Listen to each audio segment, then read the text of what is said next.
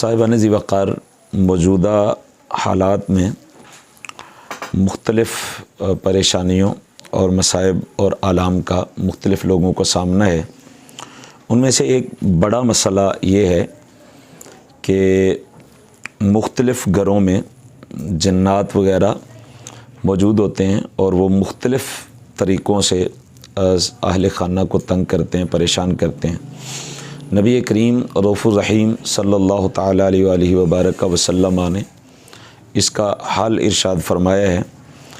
सही मुस्लिम हदीस नंबर 212 हज़रत सैयदना अबू हुरैरा रज़ियल्लाहु ताला अन्हु इरशाद फरमाते हैं,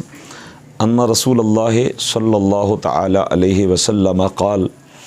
सैयद आलम नूर मुजस्सम सल्लल्लाहु ताला अलैहि वसल्लम ने इरशाद फरमाया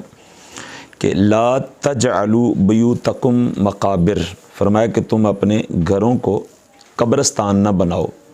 मकबरे न बनाओ, अपने घरों को कब्रस्तान में तब्दील न करो। इन्न शैतान यनफिरु मिनल बैतिल्लज़ी तुक़रअ फ़ीहि सूरतुल बक़रा, फरमाया कि शैतान उस घर से भागता है जिसमें सूरह बकरा पढ़ी जाए। इस हदीस मुबारका में मेरे और आपके करीम आका हुज़ूर जाने जाना सल्लल्लाहु ताला अलैहि व बारक वसल्लम ने जिस घर में शयातीन यानी जन्नात मौजूद हों उसका हल इरशाद फरमाया है। और ये इरशाद फरमाया है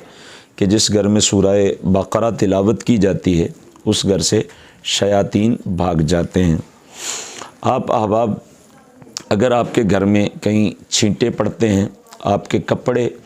ताले में जो बंद हों तो वो कट जाते हैं, या आपके घर से तरह तरह की कभी कभार आवाज़ें आती हैं, और कभी अगर आपके घर में आटे में से कोई रंगदार कतरात ज़ाहिर होते हैं, इस तरह की कोई भी ऐसी चीज़ कि जिसके बारे में आप महसूस करें कि ये काम किसी इंसान का नहीं है और ये ज़रूर किसी न किसी शैतानी चीज़ का काम है, तो ऐसी सूरत हाल में चाहे जाए कि 2 नंबर लोगों के पास और कारोबारी लोगों के पास आप जाएं और उनसे जाकर तवीज़ात लें और अपने घर का हल करने की कोशिश करें। उससे बेहतर ये है कि आप हुज़ूर करीम सल्लल्लाहु ताला अलैहि वसल्लम के इस इरशाद मुबारका पे अमल करते हुए घर में मुसलसल सूरह बकरा की तिलावत करें। इंशाअल्लाह तबारक व तआला घर से शयातीन और जन्नात दूर हो जाएंगे। इस हवाले से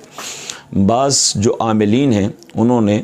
मेहनत करके मुख्तलिफ़ अमल जो हैं वो तरतीब दिए हैं। इसी हदीस मुबारका के तहत बाज़ उलमा फरमाते हैं कि जिस घर में शयातीन हों, जन्नात हों, अगर उस घर में 11 रोज़ तक लगातार सूरह बकरा बुलंद आवाज़ से तिलावत की जाए, इतनी बुलंद आवाज़ से कि पूरे घर के अंदर वो आवाज़ पहुंच जाए, उसके अंदरूनी हिस्से में उसकी आवाज़ पहुंच जाए, तो इंशाअल्लाह तबारक व तआला 11 दिनों के अंदर अंदर घर में जितने भी शयातून होंगे, जिन्नात वगैरह होंगे, वो दूर हो जाएंगे। और अगर कोई साहिब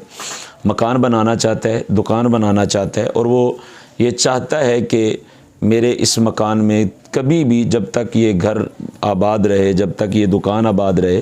तो जिन्नात वगैरह का साया ना हो, शयातीन वगैरह तंग न करें,